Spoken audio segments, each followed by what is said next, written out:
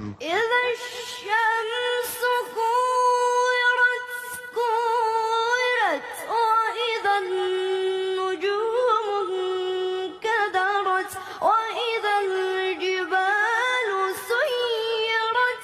سيرت وإذا العشار عطلت وإذا الوحوش حشرت وإذا البحار سجرت